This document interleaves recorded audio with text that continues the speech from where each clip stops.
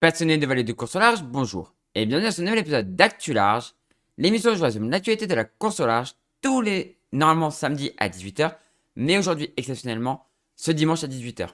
Oui, je sais, c'est deuxième fois que c'est exceptionnellement, c'est juste que j'ai encore bossé hier, donc du coup je pouvais pas le faire hier, donc je le fais aujourd'hui, et c'est pour ça que vous avez eu Flight Sim hier. Du coup, aujourd'hui, dans un premier temps, on va parler de la Global Solo Challenge qui continue. Ensuite, on va parler de la fin de la première étape de la Mini Transat qui a été passionnante. Ensuite, on va parler de la Clipper Race qui continue et qui est presque arrivée sur sa fin de deuxième étape. Et enfin, on va parler de l'Ocean Globe Race qui elle aussi continue et qui arrive aussi sur sa fin, mais je pense qu'ils seront pas, c'est sûr qu'ils ne seront pas encore arrivés au prochain Actu Large. Mais on arrive quand même dans le final, voilà.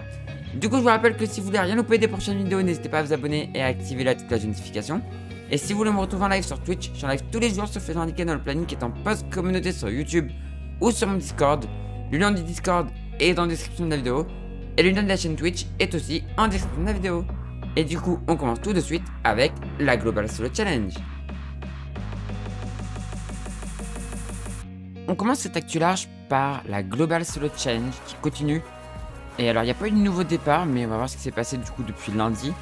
Et malheureusement pour ce bateau là, je pense que ça va être compliqué. Alors je mets en vitesse assez rapide, mais voilà la situation actuelle. Donc on a eu le restart du coup de SolarWind qui est reparti, mais pour moi ça va être très compliqué parce qu'elle a perdu énormément de temps. Et donc ces bateaux là qui sont normalement plus rapides vont doubler. Donc je pense pas qu'on aura le vainqueur ici. Va falloir qu'ils résistent en plus aux prochains bateaux qui partiront, dont des classes 40, dont... Enfin, voilà, ça va être compliqué. Ça va être compliqué. Mais par contre, le premier continue à bien avancer. Et continue à foncer vers le sud. On va regarder la météo qu'ils ont actuellement. Donc on va regarder la météo qu'ils ont actuellement. Donc voilà, le premier est à l'avant d'une dépression. Donc peut descendre assez rapidement. Il est actuellement à 6 nœuds, donc c'est pas mal. C'est pas trop mal. Il descend assez rapidement vers le sud, vers les mers du sud. Techniquement, il n'y est pas encore, normalement. Normalement, les mers du sud... Enfin, le 40e, il est pas ici, je crois. Ou il est même plus par là. Donc, il n'y est pas encore, techniquement, dans les mers du sud. Mais il en approche. Si on regarde les vents, il devrait garder de l'air. Alors, 9 octobre, aujourd'hui on est le 8. Il devrait pouvoir garder encore un peu d'air. Mais malheureusement, la dépression va aller plus vite que lui. Et vers la fin, vers le 9, donc demain, le vent va complètement tomber. Demain, le vent va complètement tomber.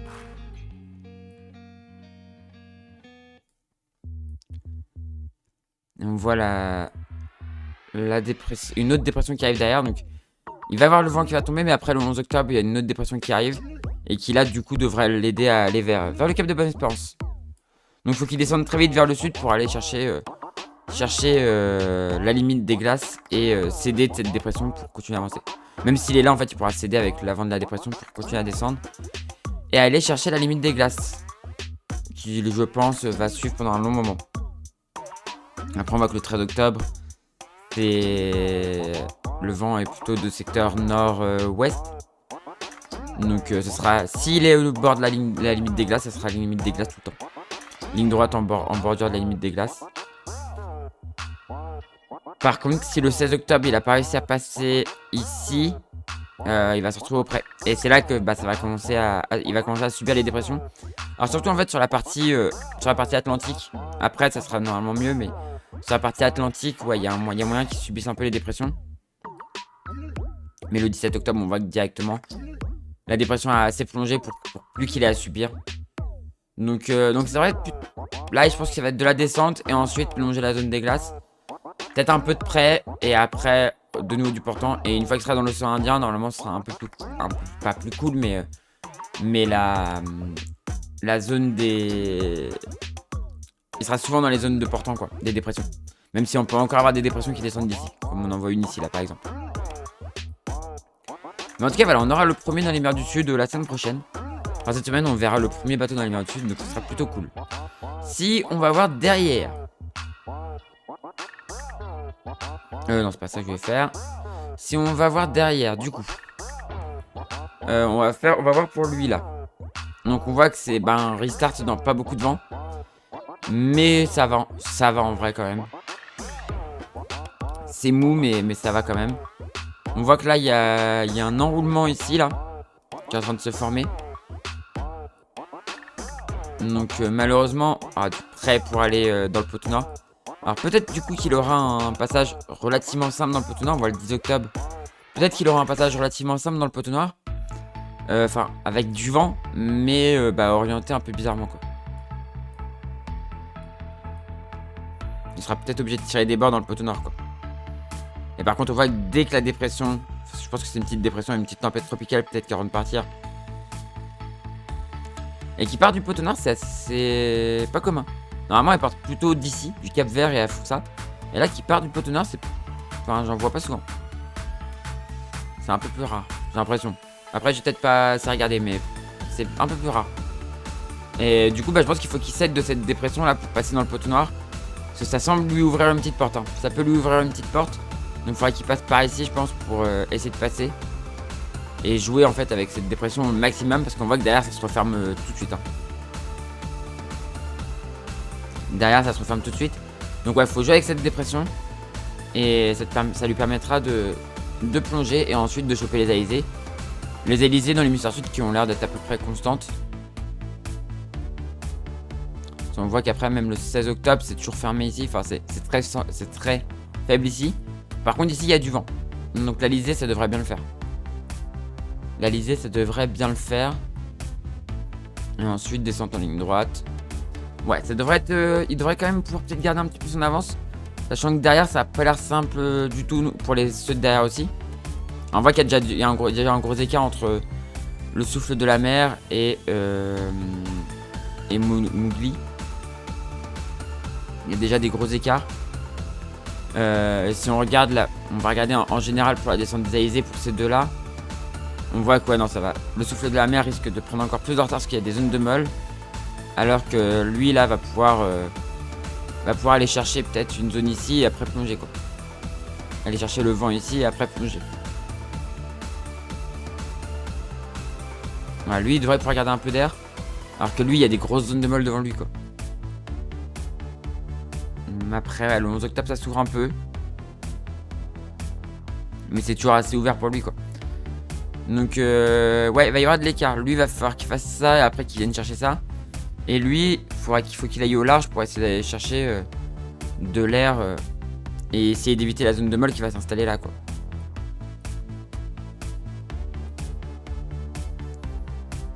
Donc je pense que lui en fait il va aller chercher comme ça quoi. Il va descendre à peu près sur cet axe là je pense. Il va aller chercher, il va descendre sur cet axe là pour éviter cette zone de molle ici là. Et l'autre derrière une fois qu'il aura pu choper il fera la même chose. Parce que lui il aura de l'air, une fois qu'il aura sorti des zones un peu compliquées il aura de l'air. Et il pourra aller choper cet axe là aussi. Je pense aller chercher cet axe là. Je pense que l'axe de descente il va être à peu près par là. Même si on voit que le 16 octobre le poteau noir. De toute façon là le poteau noir il traverse tout l'Atlantique quasiment. Je peux pas passer là parce qu'après sinon c'est du prêt pour venir là, ça sert à rien. Donc le 16 octobre on voit que c'est clairement, le poteau noir est clairement sur tout l'Atlantique. Il y a peut-être un petit axe ici à passer. Donc peut-être que ouais, l'axe à mon avis il est là. L'axe de passage dans le poteau noir pour moi il est là. Mais à voir, ça va être intéressant à suivre. Et bien sûr on verra où est-ce qu'ils en sont. Du coup cette fois-ci vraiment samedi prochain dans Actu Large.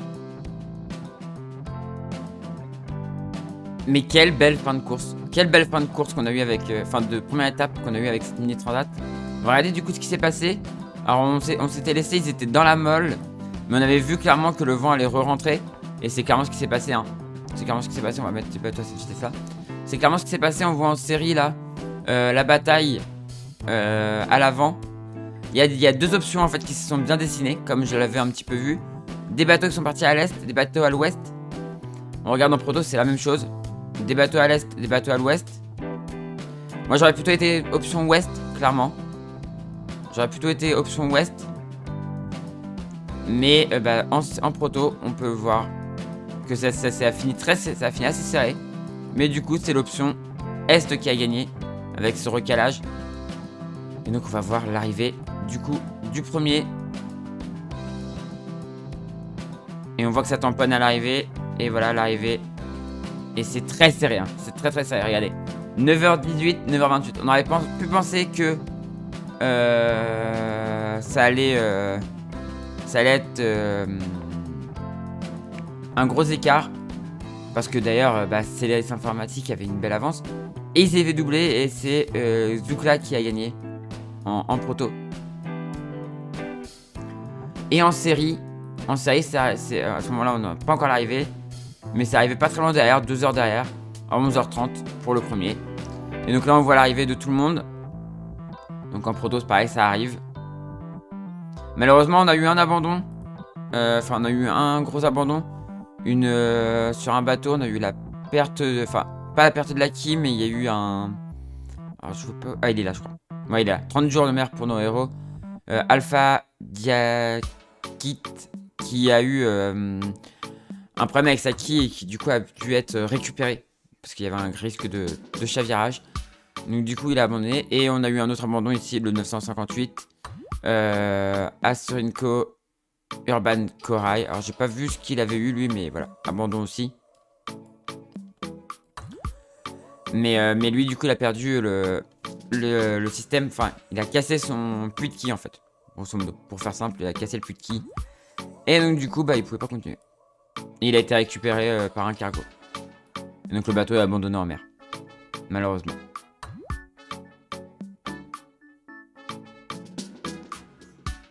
Et donc on voit l'arrivée des dernières séries. Chez les protos, du coup les derniers qui sont censés arriver sont en train d'arriver. Enfin sont en train de descendre. Gros écart quand même. Hein. Et voilà, les dernières séries qui arrivent avant les derniers protos. Ce qui est assez logique parce que dans les séries, il y a des bateaux qui sont... là par exemple le dernier, c'est le numéro combien? C'est un Pogo 2, le 599. Et on regarde que dans les dernières séries, dans les derniers protos, 429, ouais, c'est à peu près la même époque. Et 346, c'est un peu plus vieux quoi. Donc c'est logique, c'est assez logique qu'il y ait des écarts. Et donc voilà l'arrivée. Et puis cette étape a été vraiment... ça a été un peu la roulette. Hein. Cette étape là, ça a été quand même un petit peu la roulette. Donc voilà. On va regarder du coup, les classements. On va voir qui a gagné cette première étape. Donc Zoukla, elle l'a emporté. Donc Carlos Mendera Pascual, donc un espagnol qui a gagné. Devant Victor Mathieu sur Service Informatique, deuxième sur le 967. 1081 pour le premier, 967 pour le deuxième. Et le 1069, Frérot Branché, Julien Le Tissier qui a fini troisième en proto. Et on trouve la première femme, Laure Gallet, en quatrième position sur le 1048 d'MG Maurice Sailing Academy 2. Et quand même pas mal de femmes, hein. Quelques femmes dans les 10 premières, avec Léa Nature, Marie Gendron qui a fini 5ème. Donc là c'est le sponsor. Hein. Et le skipper c'est Marie Gendron. Donc qui a fini 5ème. Et derrière... pas d'autres femmes. Donc 2 femmes dans le top 10. Thaïs Le Cam, peut-être de la famille Jean Le Cam. J'ai pas fait attention, mais c'est peut-être de la famille Jean Le Cam, peut-être. Et donc du coup le dernier est arrivé en 12 jours, 20 h 30 minutes et 12 secondes. Et donc voilà, 3 abandons en...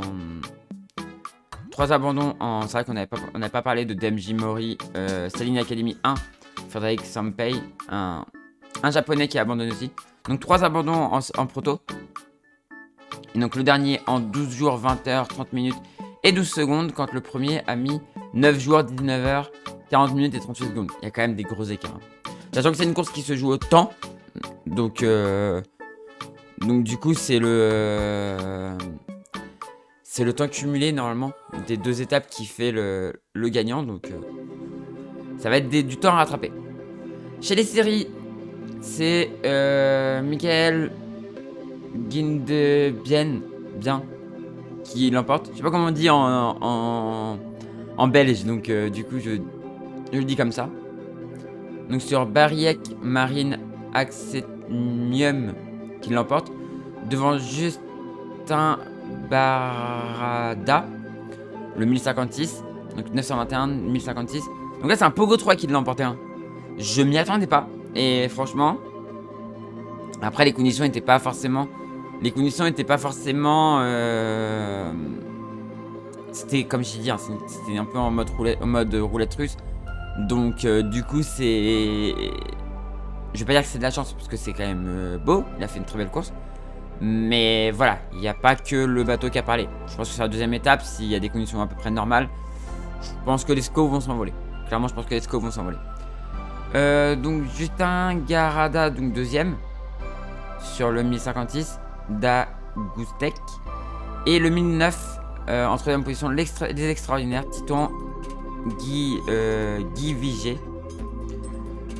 Qui est arrivé à 15h22, le deuxième 15h10 et le premier 11h30. Donc il y a quand même des écarts. Hein. Mais bon, sur la deuxième étape, tout peut changer. Hein. Sur la deuxième étape, tout peut changer.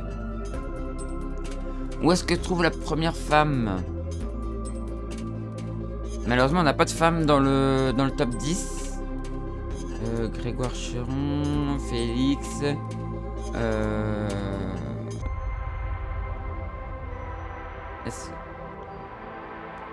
Alors, est-ce qu'on a une femme? J'ai peut-être loupé une femme, hein. Mais là, je n'ai pas vu.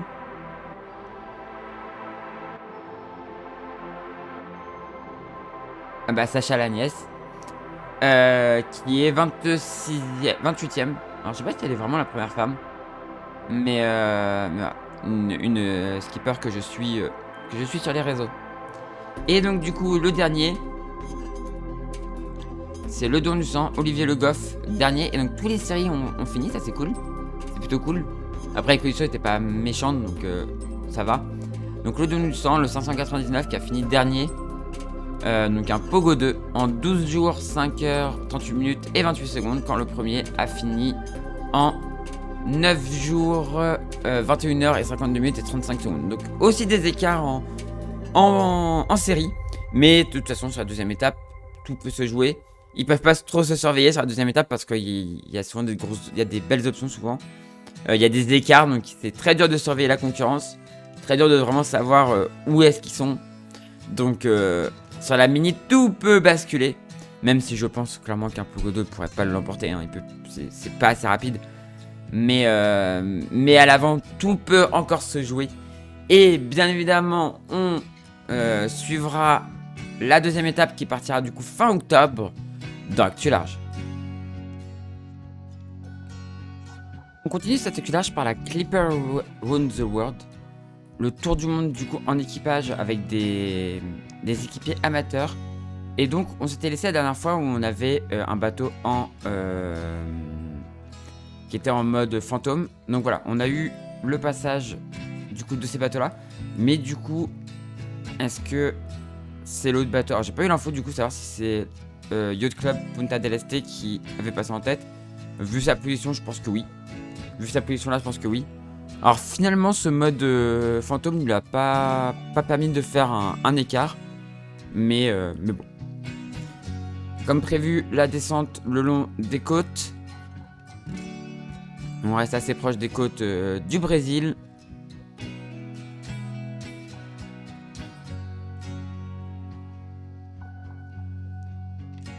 Alors que la bataille entre Perseverance et Yacht Club de Punta del Este est intense. Ils sont très proches l'un de l'autre.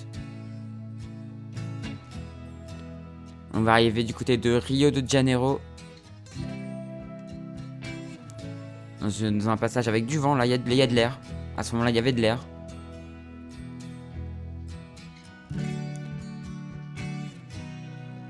Donc, comme on peut le voir, l'idée ça a été... de privilégier la route courte et donc de passer dans la zone avec un peu moins de vent, comme vous pouvez le voir.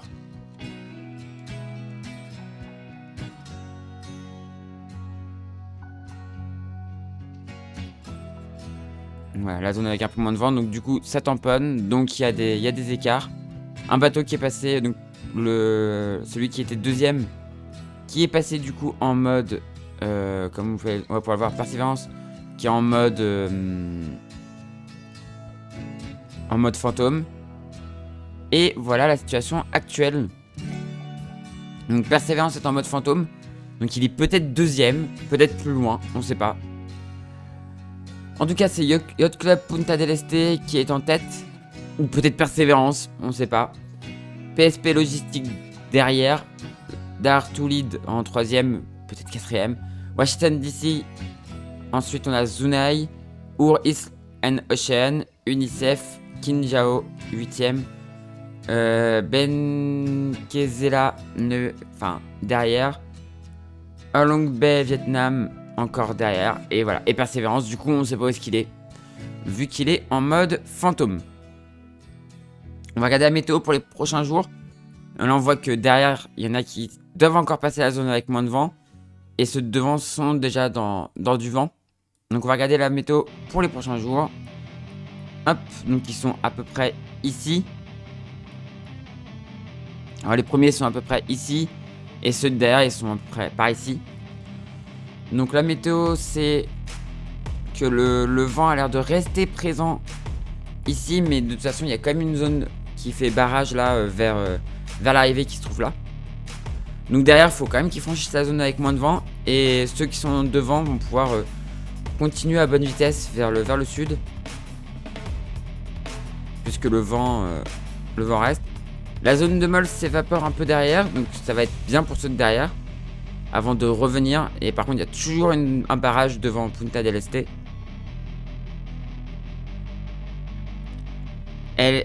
La zone de derrière, avec moins de vent, là, elle s'évapore un peu, mais enfin, c'est pas qu'elle s'évapore, mais c'est qu'elle a l'air un peu plus étroite.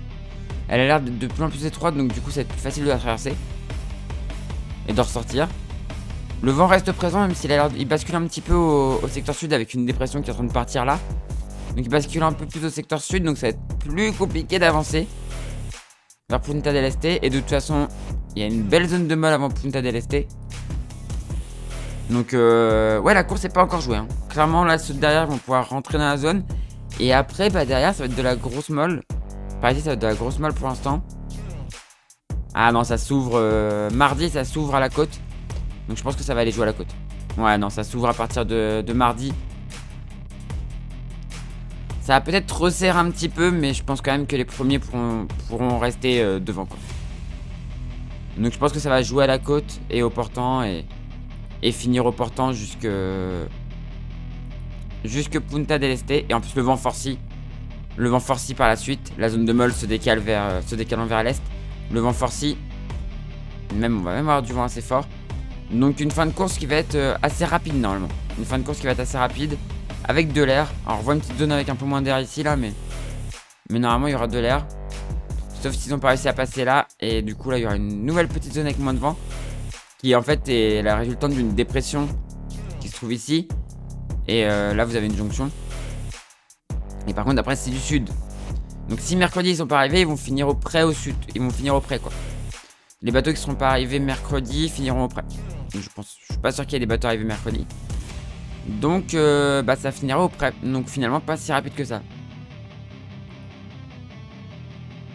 D'abord dans du près fort. Et si pas arrivé jeudi, ce sera du près un petit peu moins fort. Avec un peu moins de vent. Mais dans tous les cas, ça risque d'être... S'ils arrivent un peu du large, ça risque d'être quand même sur un bord. Jusqu'à Punta del Este. Donc pas trop d'options je pense. Pas beaucoup d'options à faire. Ça va être simplement des petits positionnements je pense. Mais pas des gros. Il n'y aura pas de grosses options pour le final. S'ils sont pas arrivés vendredi par contre ça va commencer à devenir compliqué. Parce que le vent bascule. Et un petit peu sud-sud-ouest. Donc pas facile. Et surtout il y a une grosse zone de molle ici qui va sûrement les gêner.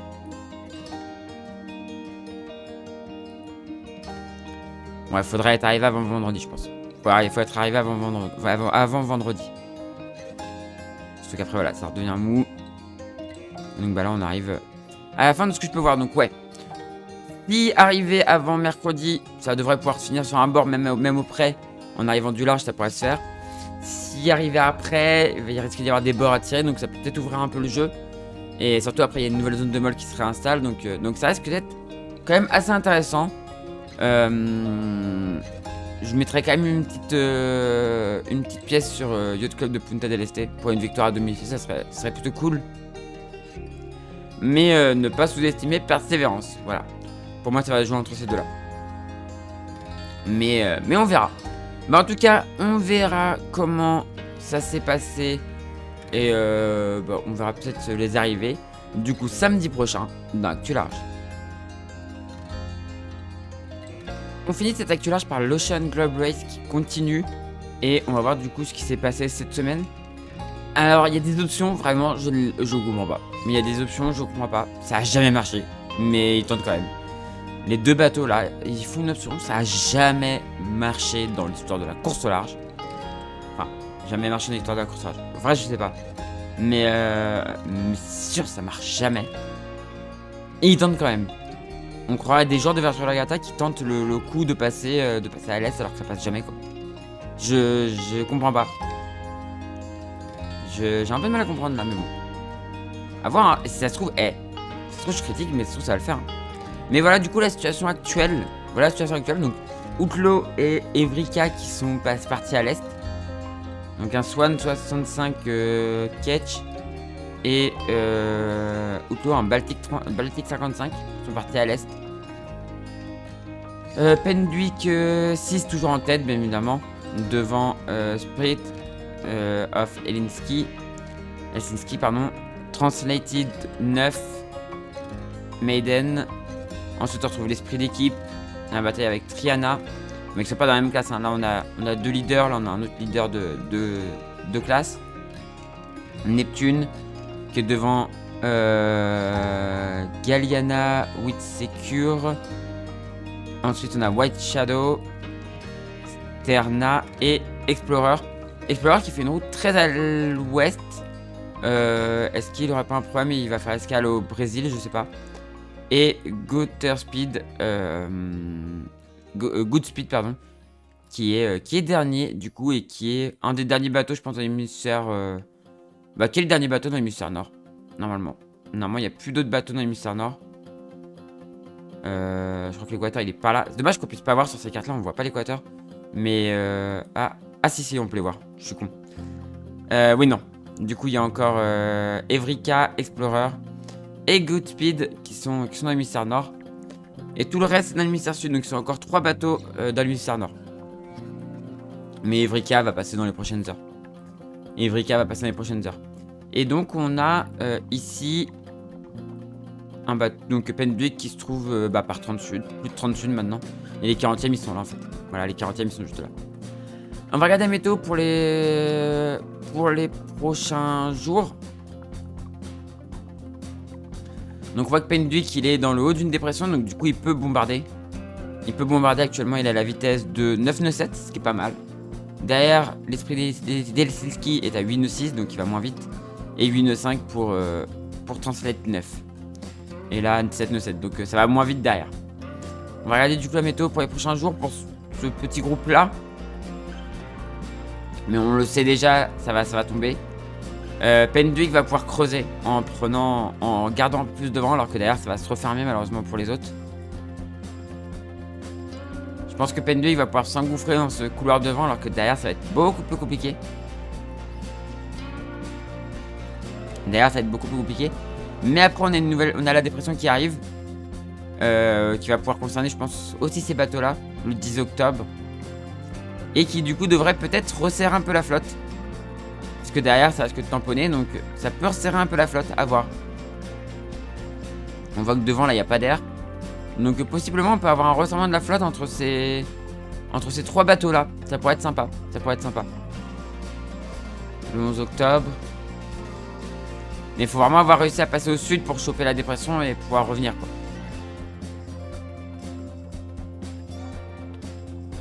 Par contre, on voit que la dépression, après, elle tombe un petit peu. Donc, ouais, possiblement, ça aidera ceux de derrière à revenir. Et derrière, derrière, ce sera plus compliqué de s'en échapper. Donc, peut-être un resserrement de la flotte. Et une arrivée qui s'annonce compliquée sur le cap, avec une grande barrière sans vent, là. Donc, une descente comme ça, et après, devoir chercher leur passage dans la barrière sans vent. Souvent, ce qu'on dit hein, dans les barrières sans vent, c'est qu'il faut chercher à passer au plus court. Et donc peut-être passer ici en vrai. Là il y a l'air d'y avoir un peu de vent de sud. Peut-être revenir par le sud en vrai. Ça peut être une option. Arriver par le sud et ensuite remonter.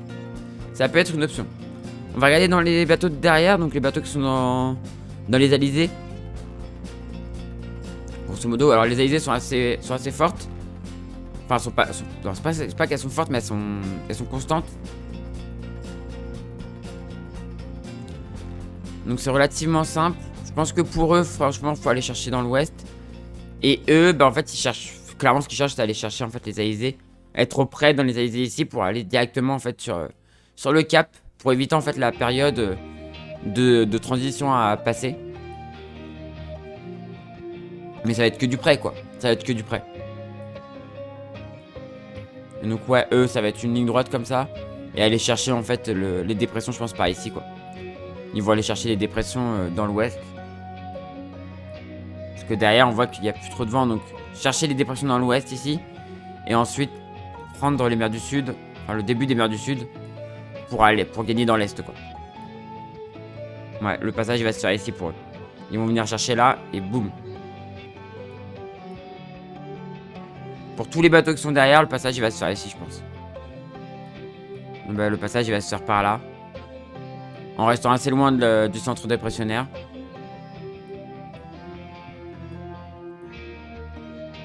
On voit que des fois il y a des zones avec un peu moins de vent, mais ouais, ça va être ici.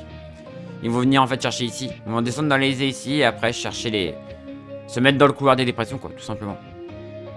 Se mettre dans le couloir des dépressions et jouer bah, par exemple avec cette dépression le 17 octobre là qui leur permettrait peut-être de gagner dans l'Est. Et donc pour eux là, bah ouais comme je disais, hein, c'est que de l'Alizé. Ça va être que de l'Alizé, il va falloir tirer des bords auprès pour descendre sur le cap. Mais là il n'y a qu'à voir, hein, ils sont à 6 nœuds 6. Alors ça avance mais ça va pas être facile quoi. Ça va pas être facile.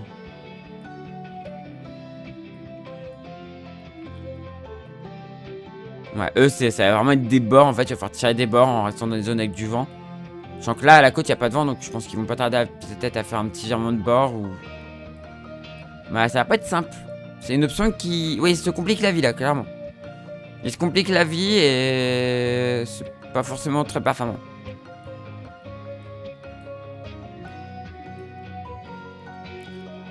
En fait, ils vont peut-être attendre une petite bascule, que ça bascule encore un peu plus à l'est pour pouvoir descendre. L'avantage c'est qu'ils n'ont pas de zone de transition à passer, mais c'est que du prêt quoi. Donc à voir, à voir, à voir. On regarde quand même pour Goodspeed. Mais Goodspeed en fait il va profiter de cette dépression pour passer les poteaux noirs. Après, est-ce qu'il va décider de faire comme eux, c'est-à-dire partir à l'est, ou est-ce qu'il va partir plutôt à l'ouest? Pour moi je partirais plutôt à l'ouest quoi. Il y a plus de vent à l'ouest, pour moi je partirais plutôt à l'ouest. Surtout que là le poteau noir a l'air... Ah quoique, il y a un petit passage là. Le 10 octobre. Il y a un petit passage 10 octobre là, ouais. Je sais pas. Ouais, c'est incertain. Soit il part à l'ouest et il va chercher en fait les dépressions dans l'ouest. Soit il part à l'est comme eux, il tente de faire le moins de route possible quoi. Mais du coup faire du prêt quoi. À voir. Moi je pense qu'il faut mieux partir à l'ouest, mais à voir. À voir, à voir, à voir. Donc bon, il y a quand même de l'Alizé assez forte. Hein. Pour passer, ça passerait. Il y a de l'Alizé, donc tu avancerais quand même relativement vite. Mais c'est du prêt, donc ça avance moins vite que le pourtant. Enfin, voilà. Mais tu fais moins de distance. Parce que bah, tu es quasiment sur l'orthodromie. Alors que eux, bah, ils sont... Eux, ils font un gros détour, passant pas loin. Enfin, passant pas loin. Entre guillemets, du Brésil. Donc à voir. À voir ce que ça va donner. Mais en tout cas, ça risque d'être très intéressant à suivre. Et bien évidemment, on fera le point sur la course samedi prochain dans Actu Large. Voilà, c'est la fin de cette vidéo. Comme d'habitude, petit appel au sponsor. Si vous connaissez quelqu'un, vous êtes vous-même chef d'entreprise, n'hésitez pas à aider les skippers en recherche de budget, c'est super important. En Nicolas Troussel, il y a plein de skippers en recherche. Donc n'hésitez pas à les aider, c'est un super bon retour sur investissement. Et c'est top, enfin voilà, ça donne une belle image de votre entreprise. Donc n'hésitez pas à les aider, je compte sur vous. Du coup, c'est la fin de cette vidéo. Si elle vous a plu, on fait briller le pouce en l'air. N'hésitez pas à commenter et à partager. Et si vous n'êtes toujours pas abonné à la chaîne, n'hésitez pas à vous abonner pour ne rater des prochaines vidéos. Quant à moi, je vous dis à la prochaine pour une prochaine vidéo sur la chaîne Toria ou pour live sur Twitch. Et du coup, ciao tout le monde, ciao, ciao, ciao.